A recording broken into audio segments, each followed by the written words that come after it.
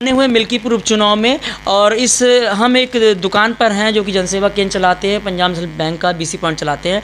इनके ऑनर से आज हम बात करेंगे मिल्कीपुर उपचुनाव पे, जो कि दुकान के ऑनर हैं, इनसे जानकारी लेंगे। जी, आपका पहले नाम? भैया, मेरा नाम अजीत प्रजापति है और मैं पंजाब नेशनल बैंक का बैंक मित्र हूँ और सोशल मीडिया पे एक इन्फ्लुएंसर भी हूँ। अजीत कंप्यूटर्स के नाम से हमारा सोशल मीडिया पे भी है। जी। लगभग 2,40,000 फॉलोअर्स हैं। जी। तो बिल्कुल इसके माध्यम से मैं आपको बताना चाहूँगा कि यहाँ पे माहौल जो है दोनों का है, अनिश्चित है। किसी का कहना नहीं है कि बीजेपी जीतेगी या सपा जीतेगी, चूँकि टिकट के ऊपर डिपेंड करता है। अगर टिकट गोरखनाथ को मिलता है तो अनिश्चित है। अगर गोरखनाथ बाबा को टिकट नहीं मिलता है तो यहाँ पे कोई भी मतलब बीजेपी से कोई भी कैंडिडेट अगर उतर जाएगा तो जीत उसकी पक्की है। अगर बाबा गोरखनाथ को टिकट मिलता है तो वहाँ पे कहीं ना कहीं कुछ अनिश्चित का खेल हो सकता है, क्योंकि पिछली राजनीति में बाबा गोरखनाथ की जो थी उसमें कई अनिश्चित का कारण बन सकता है, क्योंकि वोट बाबा नाथ गोरख को बहुत कम जाएगा। जहाँ तक तो क्या अभी तो यहाँ पे उम्मीदवार नहीं उतारा गया है कि बीजेपी की तरफ से कौन सा कैंडिडेट होगा, अभी टिकट नहीं दिया गया है, तो क्या लग रहा है? चर्चा लोग कह रहे हैं कि चंद्रभान पासवान की ज़्यादा चर्चा है और साथ में बाबा गोरखनाथ की चर्चा है, तो क्या लग रहा है किसको टिकट मिलेगा? चर्चाएं तो बाबा गोरखनाथ की ही ज़्यादा हैं, क्योंकि अगर टिकट मिलता है बाबा गोरखनाथ को तो गोरखनाथ बाबा को कहीं ना कहीं अनिश्चित का सामना करना पड़ेगा कि जो है पिछली राजनीति उन्होंने बहुत गंदी राजनीति की थी, जिसके कारण से वो कहीं ना कहीं दिक्कत में आ सकते हैं। गोरखनाथ बाबा को अगर सीट मिलती है तो चुनाव दुविधा में पड़ सकता है बीजेपी की ओर। बाकी कोई भी कैंडिडेट अगर बीजेपी के समर्थन में आ जाता है, किसी भी कैंडिडेट को अगर बीजेपी उतारती है तो सभी लोग उसका पूर्ण समर्थन करेंगे। बाकी मेरा समर्थन तो हमेशा बीजेपी की तरफ से है। काफ़ी चाहे जो कैंडिडेट आए बीजेपी को ही वोट करनी है हमें, क्योंकि देखिए उपचुनाव जो है मिल्कीपुर में पहले होना था, लेकिन देरी हुई कुछ कारणों की वजह से। मामला कोर्ट में चल रहा था, क्योंकि अब सॉल्व हुआ, कोर्ट की तरफ से आदेश आया, अब यहाँ चुनाव होगा। तो इतना समय लग गया, तो क्या लग रहा है कि जो इतना समय लगा, जो माहौल बना था भाजपा के पक्ष में या सपा के पक्ष में, उसमें कुछ फ़र्क देखने को मिलेगा? इससे पहले जो माहौल बना था बीजेपी के पक्ष में ही प्रत्येक बार माहौल रहा। माहौल जो है उतना बिगड़ता कभी नहीं दिखा बीजेपी वालों का। रही बात सपा वालों के लिए, तो सपा पीढ़ी दर पीढ़ी अपना चुनाव कर रही है, जैसे कि अब सांसद भी उन्हीं का हो, विधायक भी उन्हीं का हो, तो ये तो बहुत गलत है। तो देखिए, एक ही घर में जैसे अजीत जो अवधेश प्रसाद जी सांसद मौके बन गए हैं, अब उनके घर में ही टिकट दे सपा की तरफ से दे दिया गया है। अजीत प्रसाद उनके बेटे हैं, तो एक ही घर में विधायकी, एक ही घर में सांसदी, तो कहने का मतलब एक ही परिवारवाद हो रहा है इसमें। हाँ, पीढ़ी दर पीढ़ी चुनाव हो रहा है। इसमें जो है जनता को भी देखना चाहिए कि जनता में से किसी एक जो है चेहरे को उठाना चाहिए, और सपा को जो है अपना कोई एक कैंडिडेट नियुक्त करना चाहिए था, लेकिन सपा ने अपना गलत कैंडिडेट नियुक्त किया है। पीढ़ी दर पीढ़ी चुनाव जो है सपा का तो पहले ही चला आया है पीढ़ी दर पीढ़ी चुनाव का, तो इसमें कुछ कहने वाली बात है नहीं। सपा अपने हिसाब से कैंडिडेट जो भी समझे वो सही नहीं चूज किया है। लेकिन जहाँ तक कहा जाए बीजेपी भी देखने वाली बात है कि बीजेपी कैंडिडेट कौन सा उतारती है अपने जो है अपने पार्टी के साथ। बीजेपी ने जो कि कटहरी में कई हज़ार वोटों से चुनाव जीता वहाँ पे, और जो कि धर्मलाल निषाद जी को टिकट दिया गया। पहले ये कहा जा रहा था कि उस धर्मलाल निषाद को टिकट देने से इसकी हानि हो सकती है बीजेपी, क्योंकि जो ब्राह्मण थे, ब्राह्मण के चेहरे को टिकट नहीं दिया गया, निषाद चेहरे को टिकट दिया गया। ऐसे में चर्चाएँ चल रही थी कि बीजेपी को खामियाबी भुगतना पड़ेगा, लेकिन कई हज़ार वोटों से जीत गई कटहरी चुनाव जो है। देखिए, ये जो है समाज के ऊपर तो काफ़ी ना काफ़ी जो है चुनौतियाँ तो काफ़ी चुनौतियाँ देखनी पड़ती हैं। कहीं ना कहीं कहा जाए तो बीजेपी का पलड़ा हमेशा मिल्कीपुर में भारी पड़ा है, लेकिन कहीं जो है कभी कभी बीजेपी कैंडिडेट गलत उतारती है, जैसे सांसद पक्ष में कैंडिडेट गलत उतार रखी थी। बाकी माहौल यहाँ पे राम मंदिर बनने के कारण से काफ़ी ज़्यादा माहौल बीजेपी के पक्ष में है, क्योंकि लोगों का समर्थन बीजेपी के पक्ष में है। लोग समर्थन करेंगे बीजेपी को, कोई भी कैंडिडेट उतारे, लेकिन पुराना चेहरा कोशिश करे बीजेपी की ना उतारे तो बहुत अच्छा है। क्योंकि अयोध्या की सीट हो जाने से बहुत अहम हो जाता है। लोग कह रहे हैं कि कई कारण रहे यहाँ पे चुनाव लेट कराने, बीजेपी ने जान के बूझ के चुनाव लेट कराया, क्योंकि अयोध्या की सीट बीजेपी हार गई लोकसभा। इसका बदला, अयोध्या की सीट का बदला जो कि विधानसभा मिल्कीपुर से लेगी बीजेपी, ये यहाँ कारण नहीं, ऐसा कोई कारण नहीं है, क्योंकि पूर्व विधायक जो थे बाबा गोरखनाथ, इन्होंने कोर्ट में अपना जो है एक याचिका दायर किया था, जिसके कारण से जो है यहाँ का चुनाव लेट हुआ है। बाकी कुछ कहा नहीं जा सकता, अनिश्चित का खेल है यहाँ पे। क्या होगा क्या यानी कुछ भी हो सकता है। तो जो सपा के लोग दावा ठोक रहे हैं कि अभी भी वो लोग ठोक रहे हैं कटहरी चुनाव हारने के बाद भी कि हम मिल्कीपुर जीत जाएंगे, क्योंकि वो पूरी तरह से जोर लगा देंगे मिल्कीपुर में, लेकिन जीतेंगे हम ही, सपा के लोग कह रहे हैं। भाई आप देख ही रहे हो कि 9 विधानसभाओं में चुनाव हुआ है, जहाँ पे 7 विधानसभा में बीजेपी आई है, 2 विधानसभा में जो है सपा अपना जो है दावा ठोंक चुकी है। तो कहीं ना कहीं यहाँ पे भी ऐसा हो सकता है। आप देख पा रहे होंगे कि जो सांसद वाला चुनाव हुआ था, अभी लोकसभा का चुनाव हुआ था, तो वहाँ पे सपा काफ़ी भारी पड़ रही थी बीजेपी के ऊपर, लेकिन कहीं ना कहीं बीजेपी की सीट बहुत अच्छी आई थी। तो हो सकता है मिल्कीपुर में भी कुछ कहा नहीं जा सकता, इससे कोई एकदम क्लियर जवाब नहीं दिया जा सकता है कि बीजेपी यहाँ पे बीजेपी आएगी, यहाँ पे सपा आएगी, क्योंकि बाहुल्य दोनों हैं, कुछ भी कहा नहीं जा सकता है। मात्रा बराबर की है, टक्कर तो होगी एकदम निश्चित। लेकिन कटहरी का चुनाव जीतने के बाद जो है कि सपा के लोग ये कह रहे हैं, ईवीएम का दावा ठोक रहे हैं कि ईवीएम में छेड़खानी हुई या कुछ हुई, क्योंकि वहाँ पर उनको पूरा उम्मीद था कि सपा जीतेगी, लेकिन वहाँ बीजेपी जीत जाती है, तो उसका हारने के बाद ईवीएम के ऊपर सवाल उठाने लग जाते हैं। भाई मैं जहाँ तक इतना तो पुख्ता जो है जवाब नहीं दे सकता हूँ, लेकिन जहाँ तक हमें आशा है कि ईवीएम में कहीं ना कहीं कुछ खेला होता ज़रूर है। अच्छा, क्योंकि लेकिन चुनाव आयोग ने कहा कोई हैक करके दिखा दे। चुनाव आयोग विपक्ष को देके तो देखे, चुनाव आयोग विपक्ष को देता ही नहीं है। आप देख पा रहे, आप सरकार में हुई नहीं थी, वहाँ पे आप ईवीएम तो नहीं हुआ था, बैलेट पेपर भी तो कहीं ना कहीं गड़बड़ी हो सकती है।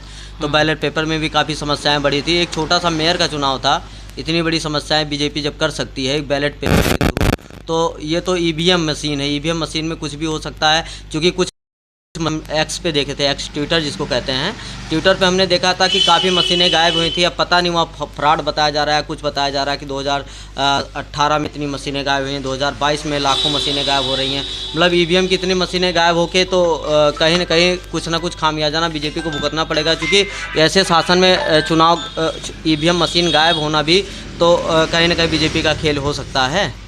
आप समझ सकते हैं ना उसमें। तो चुनाव अगर ईवीएम मशीन गायब हो रही है या कुछ समस्याएं बढ़ रही हैं, तो मन में तो शंका आती है कि ईवीएम मशीन हैक हो सकता है, कुछ हैक नहीं होना या बदल जाना या कुछ भी हो जाना, तो कुछ भी हो सकता है। इसका मतलब जो विपक्षी पार्टियां कहती हैं बैलेट पेपर से चुनाव होना चाहिए, ईवीएम बैन होना चाहिए, क्या बैलेट पेपर से चुनाव होगा? क्या कोई गड़बड़ी नहीं होगी? तो बैलेट पेपर से चुनाव होगा तो सत्ताधारी अपनी सत्ता का ताकत दिखाकर भी कुछ ना कुछ बदलाव कर सकते हैं, क्योंकि अभी आप सरकार में एक मेयर के चुनाव में आप देखे थे पंजाब में, तो इस प्रकार की समस्याएं बढ़ सकती हैं। तो आप उसके लिए बिल्कुल जो है कुछ कहा नहीं जा सकता है।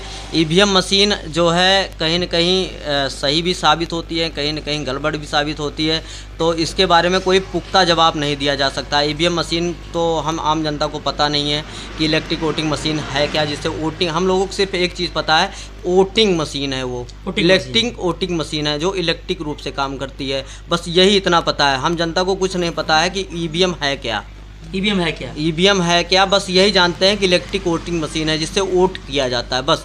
और कुछ नहीं जानकारी है कि इसको हैक किया जा सकता है या जो है इसको जो है बदला भी जा सकता है या कुछ जा सकता है। तो इसके बारे में कोई पुख्ता या एग्जैक्ट कोई जवाब नहीं दे सकते हैं हम।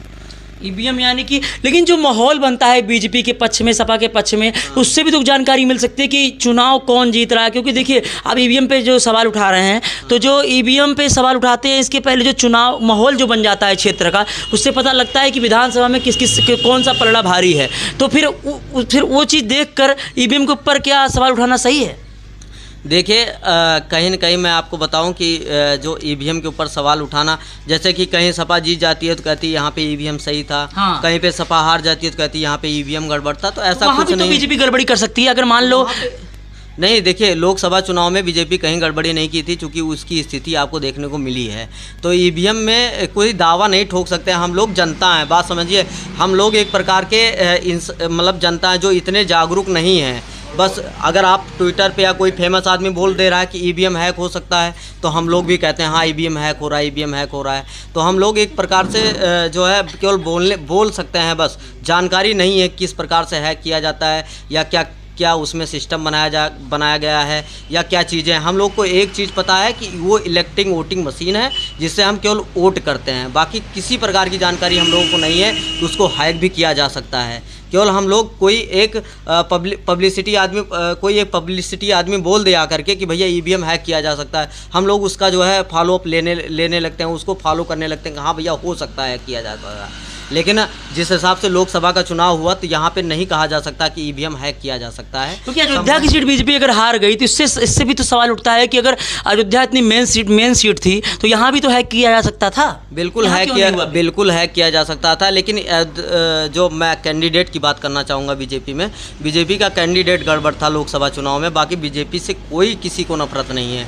बीजेपी के अयोध्या सीट यानी अगर बीजेपी कैंडिडेट अच्छा होता जीत जाती, एकदम पक्का जीत जाती, 100% जीत जाती है अयोध्या से।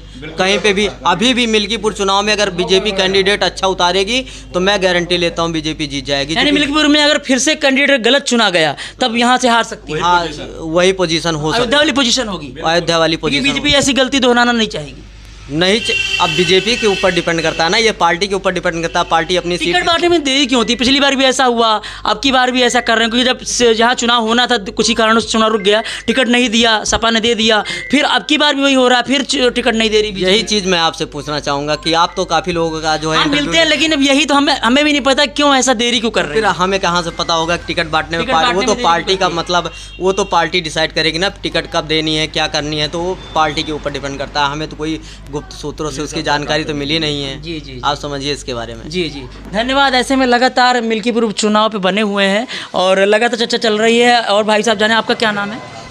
अरे हमारा तो राम मोहन नाम है। जी, तो मिल्कीपुर में इस समय क्या माहौल लग रहा है? क्योंकि चुनाव भी लेट हुआ, अब चुनाव होने वाला है दिसंबर में, चुनाव आयोग कह रहा है कभी भी चुनाव की तारीख की घोषणा हो सकती है।